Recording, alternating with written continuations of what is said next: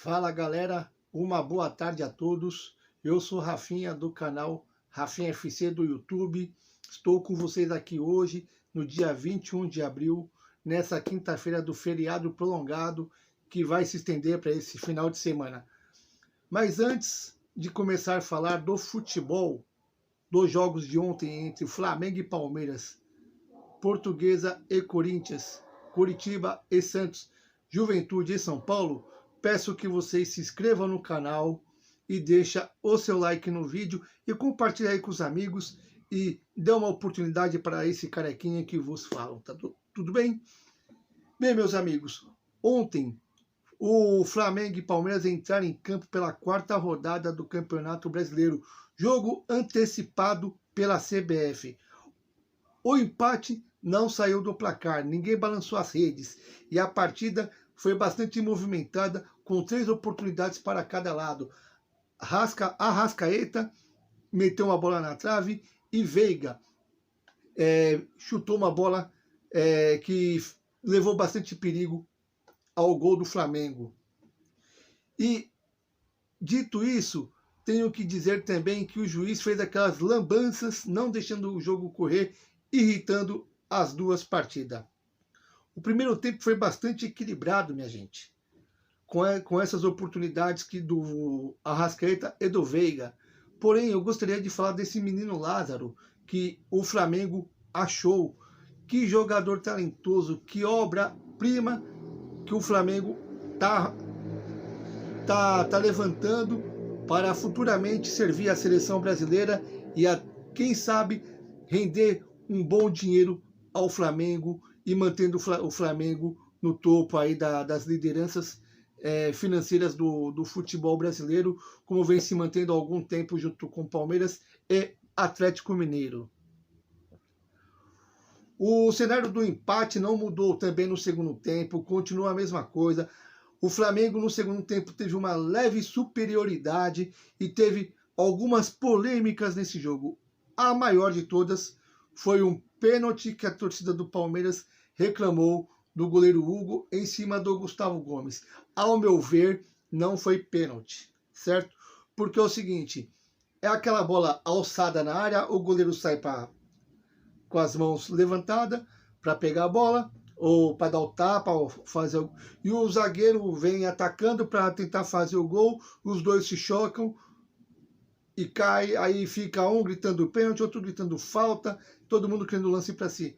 O juiz acertou nesse lance, para mim não foi pênalti, e se fosse para marcar alguma coisa, tinha que marcar sim a falta no goleiro Hugo. O Palmeiras teve um ponto negativo nessa partida, que foi o Scarpa. Estava na dúvida entre ele e o Navarro. O Portuga, Abel Ferreira, resolveu colocar o Scarpa, que não rendeu o esperado na partida, deixando muito a desejar na parte ofensiva. Na parte defensiva, até que ele rendeu o esperado, fechando os espaços, não dando muito espaço para o time flamenguista criar oportunidades e assim conseguir alcançar o objetivo, que é fazer o gol e levar os 3 pontos para o Flamengo. O placar de 0-0, ao meu ver, foi muito pior para o Palmeiras do que para o Flamengo. O Flamengo continua com foi para 5 pontos, está na 3ª colocação. Já o Palmeiras, com 2 pontos e um jogo a mais, agora está na 15ª colocação e tem que torcer agora para os resultados negativos de alguns times com a mesma qualidade técnica ou até superior, para não se distanciar na tabela, no caso do Atlético Mineiro. E lembrando que no sábado, acho que é sábado, tem Corinthians e Palmeiras, Palmeiras e Corinthians na Arena Barueri, já que no estádio do Palmeiras, no Allianz Parque, terá show e o Palmeiras não poderá jogar no seu estádio. Se o Palmeiras empatar com o Corinthians e o Atlético Mineiro e o Flamengo a ganhar suas partidas, não importa se é a 3ª rodada, ainda tem muito chão para rolar. Eu tiro sim o Palmeiras da briga pelo título, porque esses times estão em evolução. ascendente, né? Ascendente e evolução. Já o Palmeiras parece que no brasileiro não vem conseguindo ter o mesmo nível de atuação da Copa Libertadores de América, onde o Palmeiras está deitando. Sei que é cedo, muita gente já fala assim, mas você tá louco? Terceira rodada ainda. E você já está tirando o Palmeiras da briga pelo título? Não estou tirando, mas deixo bem claro que será muito difícil o Palmeiras conseguir reagir e tirar pontos de Atlético Mineiro e do outro jogo contra o Flamengo. O Palmeiras também terá que medir forças, terá que se expor mais e é um perigo fatal quando você se abre para um time que tem Bruno Henrique, Gabigol, Pedro, Lázaro, um ataque muito diferenciado, muito potente, com a armação de Arrascaeta e o Everton Ribeiro, que ontem mostrou porque ele é convocado pelo Tite para ir à seleção e provavelmente vai jogar a Copa do Mundo do Catar, certo? Vou pegar o tablet aqui para falar os próximos jogos do Palmeiras, que será sábado contra o Corinthians, pela terceira rodada do Campeonato Brasileiro, mas porém será o quarto jogo do Palmeiras. Na outra semana, o Palmeiras enfrenta o Emelec, às quarta-feira, dia 27/4, às 21 horas. E depois o Palmeiras pega no dia 30/4, o Palmeiras enfrenta o Juazeirense pela terceira fase da Copa do Brasil, certo? Dito isso, encerramos o assunto Palmeiras.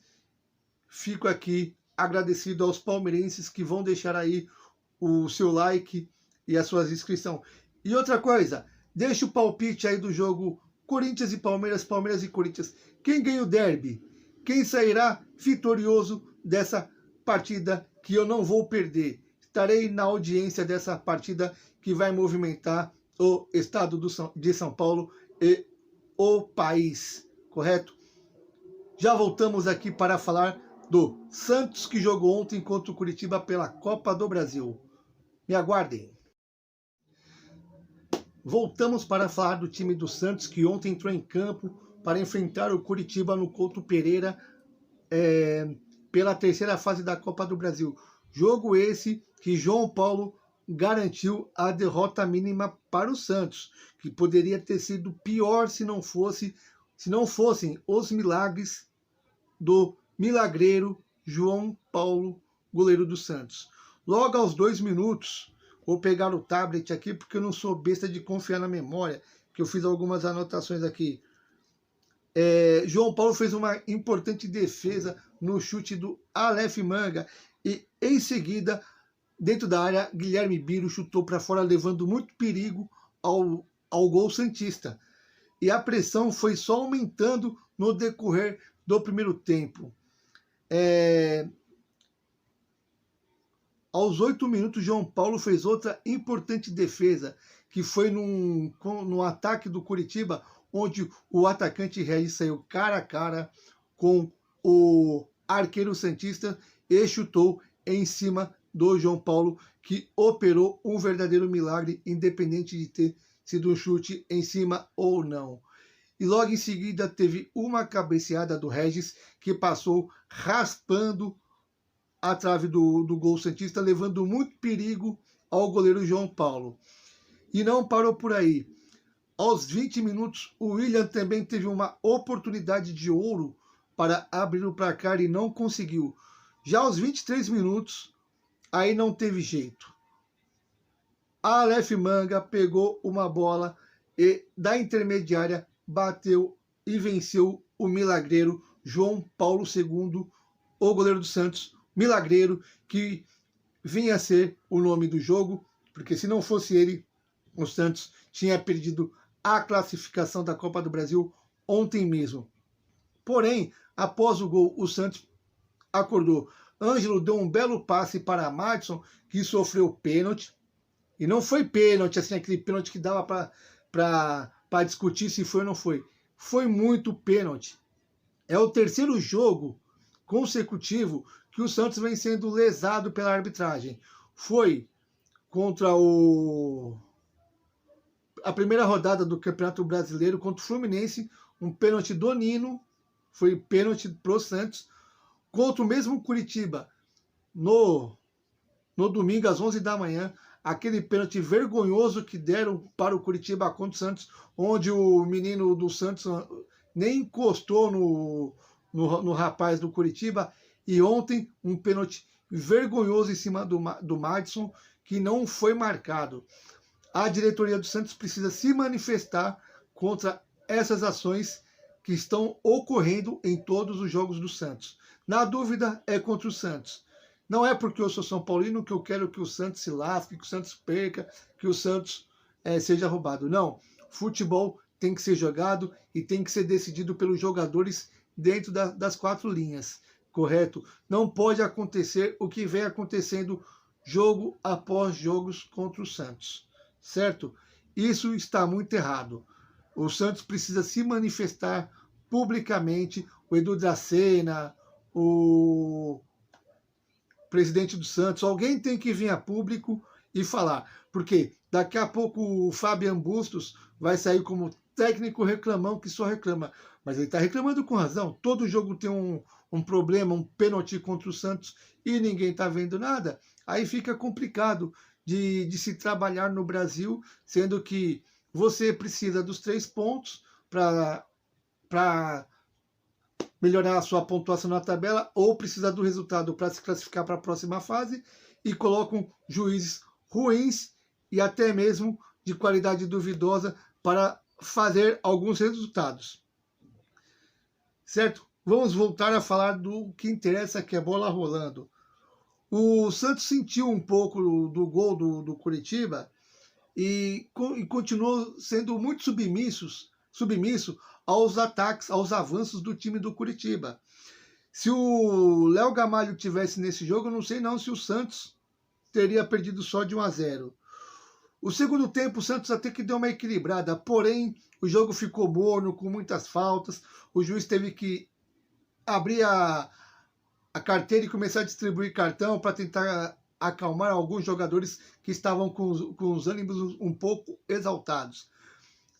E agora, o Santos, que vai ter o Curitiba dia 12 de maio na Vila Belmiro, vai precisar se esforçar muito para reverter esse placar, já que o Curitiba tem um time muito ajeitado, é um time muito bem treinado e tem uns caras muito cascudos que sabem jogar esse tipo de competição. Santos vai precisar suar sangue para avançar para a próxima fase da Copa do Brasil. Tenho minhas dúvidas se o time da Vila Belmiro vai conseguir, certo? Vamos ver aqui o próximo jogo do Santos contra quem será, que será nesse final de semana pelo Campeonato Brasileiro. Vou pegar aqui a minha colinha, porque eu não vou ficar aqui guardando tudo na cachola, que é muitos jogos, muitas competições, é horário disso, horário daquilo, tem jogo que é mais cedo, tem jogo que é mais tarde. O próximo jogo do Santos é domingo, dia 24/4, às 16 horas, contra o América Mineiro. Jogo duríssimo, hein? Mancini reestreou pelo América e já começou a dar outro padrão de jogo para o time, que começou a mostrar evolução novamente. E no dia 28/4, numa quinta-feira, às 9h30, contra União La Calera, esse jogo é fora, hein? Às 21h30 pela Sul-Americana, correto? Vamos encerrar o assunto Santos e vamos partir para o São Paulo, que jogou contra o Juventude. Já voltamos para falar do time do São Paulo, hein? Minha gente, voltamos para falar do São Paulo, que ontem enfrentou o Juventude em Caxias do Sul e saiu de lá com empate em 2-2, mas foi um jogo horrível, um jogo sofrido, um jogo horrendo, que o São Paulo fez questão de empatar sem fazer absolutamente nada na partida. O jogo em si foi muito fraco tecnicamente, taticamente não teve nada de bom, nada que prestasse nesse jogo assim para você falar assim, realmente esses dois times têm um fator, pode evoluir nisso, pode evoluir naquilo, tem esse moleque aqui que está se destacando, pode gerar frutos a esse time. Não teve. o jogo em si foi péssimo de se assistir, deu sono. Até os 25 minutos do primeiro tempo, ninguém tinha conseguido chegar na área do adversário, exceto aqueles chutes de fora da área que parece que é futebol americano, né? Quem chuta mais alto para fazer o tal do touchdown lá, né? Dos 25 minutos em diante, o Juventude achou um gol. Uma bola que veio da direita para a esquerda, William Matheus cabeceou para o meio da área e achou Iziro Pita para cabecear e abrir o placar e deixar o São Paulo em desvantagem no placar, certo? Até então, tudo beleza. Por um detalhe nesse lance, onde estava o Reinaldo, que não deu combate da bola que estava do lado dele e foi lançado para o lado esquerdo, para o lateral esquerdo. E aonde estava o Igor Vinícius nessa hora? Porque é o seguinte, o lateral esquerdo do Juventude estava livre de marcação na esquerda, nem precisou dominar a bola. Não teve ninguém ali para fazer uma pressãozinha, abafar o lance nele. Ele de primeira, de cabeça, lançou para o meio da área e o Pita também foi lá de primeira, de cabeça, sem dominar a bola, sem nada, só cabeceou e fez o gol. Arboleda assistindo o jogo, Miranda assistindo o jogo, Reinaldo sem dar combate e a Avenida Igor Vinícius, que todo jogo alguém dá uma falha e dessa vez foi o Igor Vinícius que deixou aquela avenida do lado direito para o Juventude abrir o placar com muita tranquilidade. O jogo continuou morno ali, fraquíssimo, nada ali acrescentando. O São Paulo até que depois do gol deu aquela acordadinha, mas o Gabriel deu uma cabeçada ali que nenhum perigo levou para o goleiro do Juventude. Aí o Juventude achou um contra-ataque, Pita meteu a bola para Oscar Ruiz, que de fora da área meteu um torpedo de uns 30 metros, mais ou menos, e colocou no ângulo do goleiro Jandrei. Um verdadeiro golaço, ampliando o placar de 2-0 e o São Paulo ficando perdidinho no jogo. Estando 2-0, meus amigos, somente Luciano e Caleri parecia estar incomodado com o placar. Tanto é que Luciano tomou o amarelo por uma entrada dura no jogador do Juventude e o Caleri se revoltou com o lance lá, nada a ver também, e deu um soco no rapaz. Se tivesse VAR lá, ele tinha prejudicado o São Paulo, o VAR podia chamar o juiz e caracterizar ali como uma agressão e o Caleri acabar sendo expulso por um cartão vermelho. No primeiro tempo foi só isso, não tem mais nada o que falar do jogo porque não teve jogo. Só teve esses 2 gols aí do Juventude e mais nada. No segundo tempo, Rogério Ceni veio com 3 alterações. Saiu Luciano e entrou André Anderson. Saiu Gabriel Sara e entrou Rodrigo Nestor. E saiu Thales Costa e entrou Nicão. O São Paulo deu uma leve melhorada, começou a mostrar suas asinhas, saiu mais para o jogo. E em 2 minutos achou um escanteio que Reinaldo cobrou e Arboleda diminuiu para o São Paulo, ficando 2-1 para o Juventude. Após o gol do São Paulo, o jogo voltou àquilo que estava no primeiro tempo. O Juventude fazendo a sua cera natural, 2-1, não vamos se comprometer. E o São Paulo com falta de criatividade, falta de força ofensiva. Igor Vinícius tomando várias bolas nas costas, deixando um espaço absurdo e o Juventude se aproveitando desses contra-ataques para machucar o time de São Paulo. Até então aí o jogo estava mais para acabar 1-1, nada a acrescentar, desde que o Rogério coloca na cabeça que tem que parar aquela avenida do lado direito com o Igor Vinícius, tirou ele e colocou o Moreira, que aí sim deu uma segurada no lateral esquerdo do Juventude, o William Matheus, que vinha fazendo um bom jogo, vinha dando muito trabalho pelo lado direito do campo de São Paulo.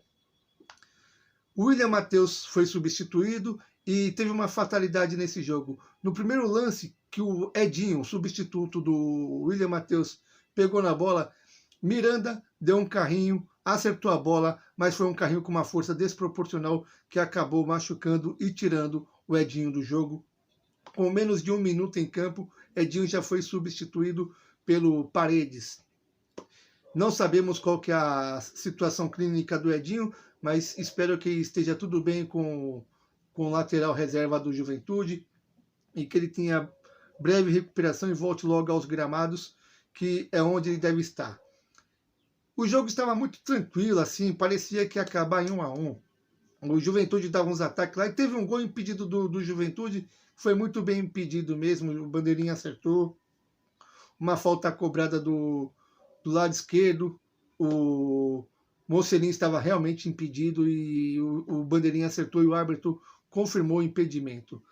Aos 46 minutos do segundo tempo, Patrick, que havia entrado no lugar do Alisson, fez um cruzamento na área. A bola bateu em um defensor do Juventude e depois bateu na mão do Paulinho Mocelin. Pela regra, não deveria ser marcado o pênalti, porque quando desvia em alguém e bate na mão de outra pessoa, ou bate no corpo do defensor e resvala na sua mão, não tem que ser marcado o pênalti. Porém, como nessa terceira fase da Copa do Brasil não tem VAR, ficou por isso mesmo. Reinaldo pegou a bola, cobrou e empatou o jogo em 2-2, deixando o time do Juventude muito revoltado. O estádio começou a gritar vergonha e o técnico Eduardo Batista chiou bastante após o final do apito. O jogo acabou por aí, ficou 2-2. Dia 12 de maio, São Paulo e Juventude, numa quinta-feira, vão medir forças para ver quem passa para a fase de oitavas de final de finais da Copa do Brasil.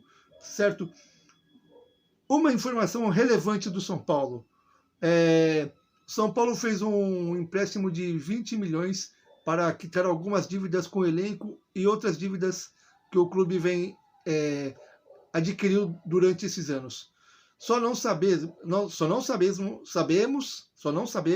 se está trocando uma dívida pela outra, porque não tem cabimento o time faz um empréstimo de 20 milhões apenas para pagar algumas dívidas, sendo que vai pagar as dívidas, mas vai continuar com a dívida de 20 milhões em seu caixa. Vai ter o déficit no próximo ano de 20 milhões. Sendo que no ano passado fechou já com 110 milhões de déficit. Esse ano o São Paulo vai fechar também no vermelho e vai ficar numa situação bastante complicada. Outra informação que saiu, os conselheiros lá se reuniram e decidiram um valor fixo para o São Paulo virar SAF, clube empresa, né? 1,5 bilhão. Para muitos vai falar assim, isso aí é dinheiro de pinga, que não sei o quê, não é pouco para um clube do tamanho do São Paulo, mas tem que pôr na cabeça, quem é o louco que vai chegar no Brasil e comprar um clube por 3 bilhões, 4 bilhões que seja? Ninguém.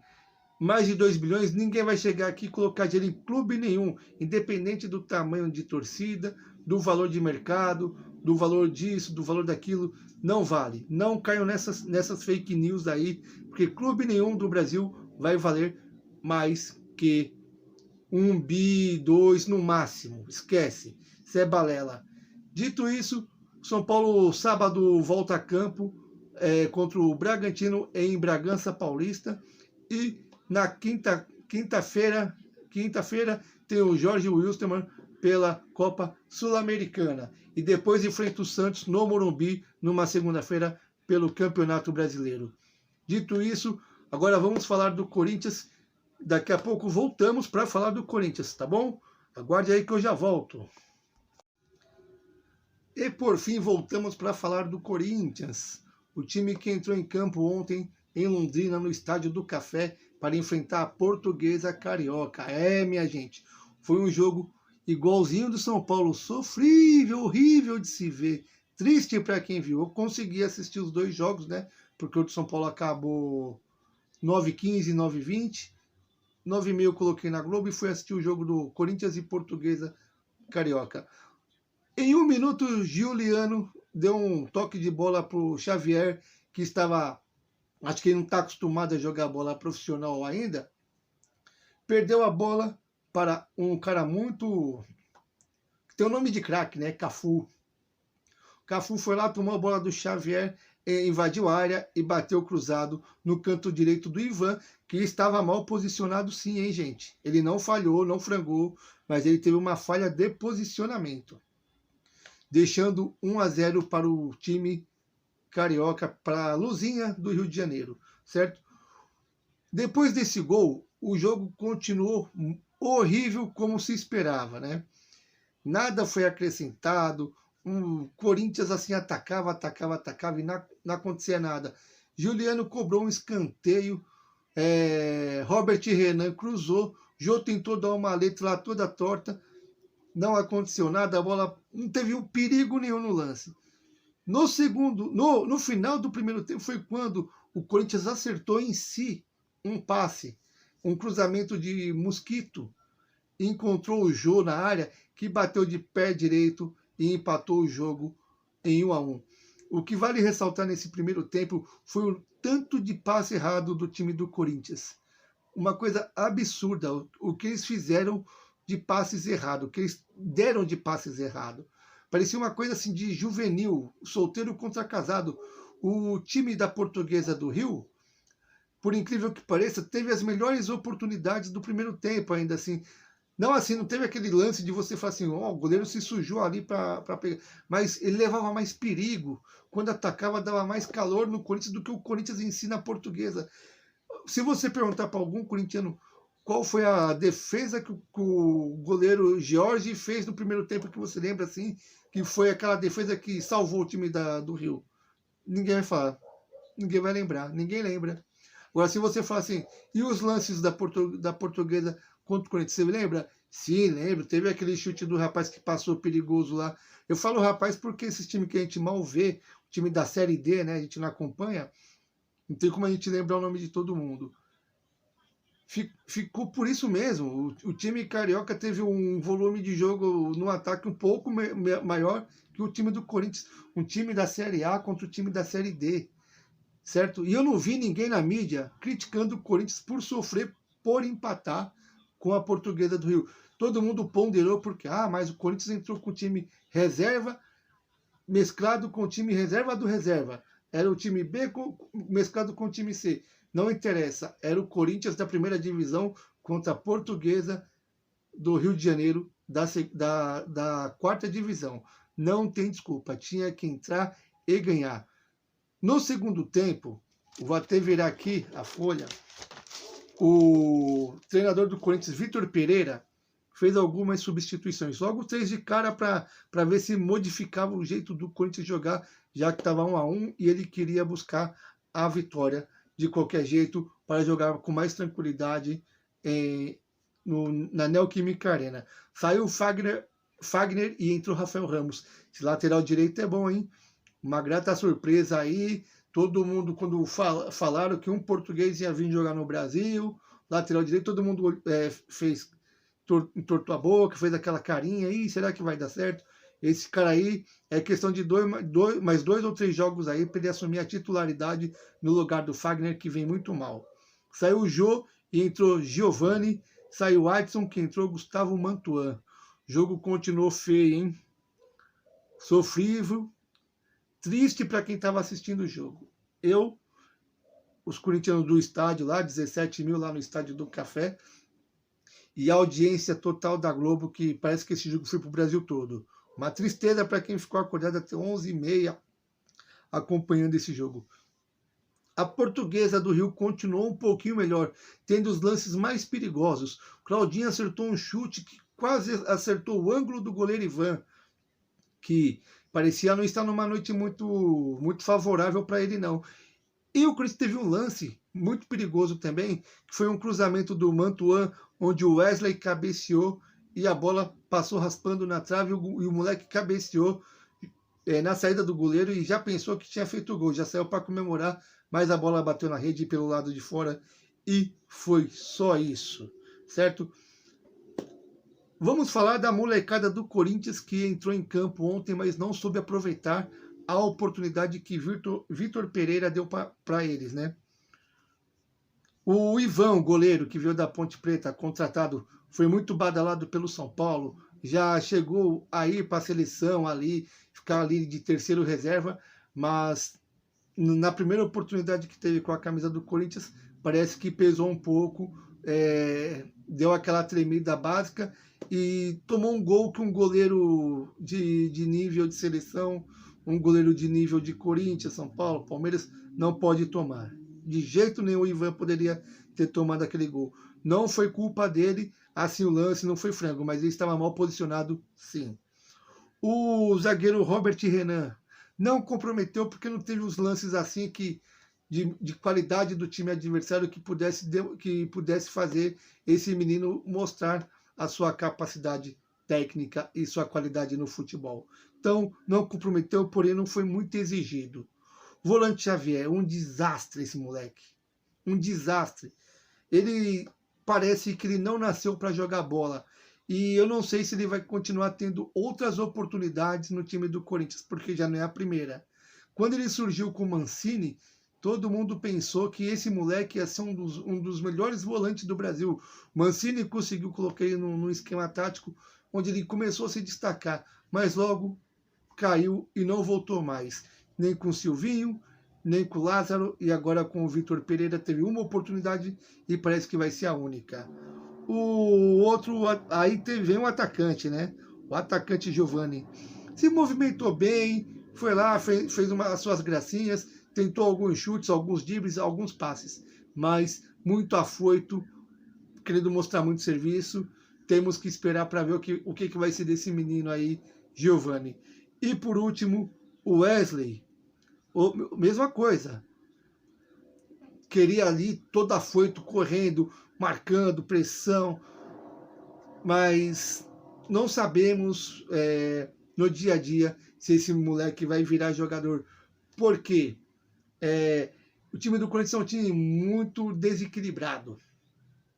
E o Vitor Pereira está tentando achar esse equilíbrio no elenco do Corinthians. Juventude com experiência.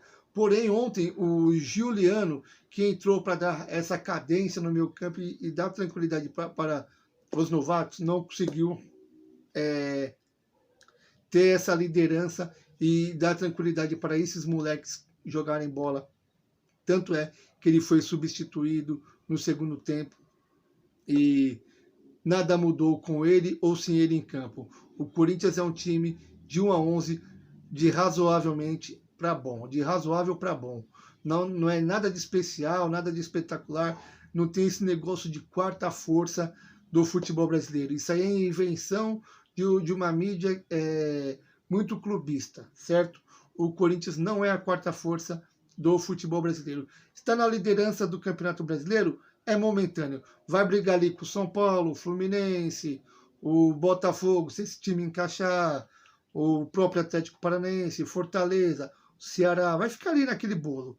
Vai brigar de quinto, sexto, sétimo, oitavo ali. É aquele bolinho é o bolo do Corinthians junto com o São Paulo, Fluminense, Botafogo. Ali em cima quem vai ficar alternando ali é Palmeiras, Atlético Mineiro e o Flamengo. Aí a quarta colocação que a gente vai começar a ver mais para frente, quando fechar a janela da Europa e fechar a janela também nacional aqui, ninguém vai poder comprar e nem vender. Aí a gente vai ver quem tem garrafa vazia para vender, certo? A torcida do Corinthians ontem ficou gritando Luan. Eu fiz uma pesquisa rápida no Google, porque é difícil falar assim de cabeça, né? O nosso glorioso Vitor Pereira ontem deu uma entrevista e foi questionado sobre a coletiva, né? O pós-jogo foi questionado sobre o Luan. Ele falou: Luan, com o time fez apenas um treino, no máximo 2, e só vai entrar quando estiver no mesmo nível dos demais. Só depende dele de expressar a qualidade que tem. Dito isso, o que o Vitor Pereira quer dizer? Só depende do Luan se esforçar no treinamento, perder peso, entrar no nível dos demais para poder estar em campo. Caso contrário, não vai jogar só porque é o Luan. Lembrando que o Luan foi contratado na época do Thiago Nunes, a pedido do próprio Thiago Nunes. O presidente da época era o Andrei Sanches, que contratou o Luan por metade do 50% do passe dele, por 5 milhões de dólares, se não me engano.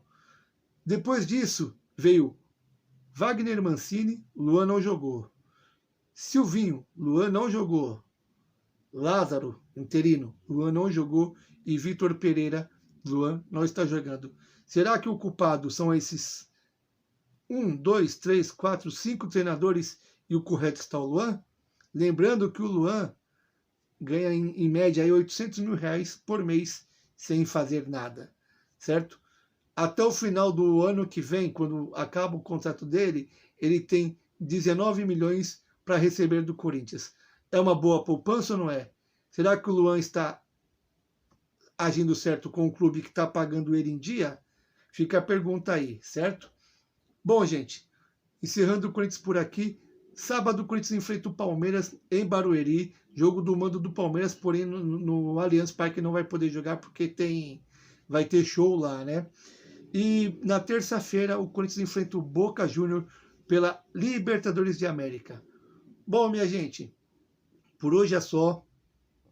Deixa o seu like aí, se inscreva no canal, dá uma moral para esse carequinha que vos fala e também se inscreva no canal Futebol Tabelinha, que também é do YouTube. Silvio Rocha e Léo Assis comanda a bagaça toda lá. De vez em quando eu apareço lá para dar uns palpites, fazer uma bagunça lá com essa rapaziada, beleza? Quem for aí foliar nesse carnaval fora de época, foliem, mas com moderação. Fiquem com Deus. Um abraço, forte abraço desse carequinha aqui. Se for sextar, não me chama, certo? Porque eu ainda estou me recuperando aqui de uma gripe e de uma bronquite. Mas se você for sextar, lembre-se, beba com moderação. E semana que vem, quem quiser sextar e me chamar, pode me chamar, beleza? Tamo junto aí. Forte abraço a todos, fiquem com Deus. Um excelente final de semana a todos.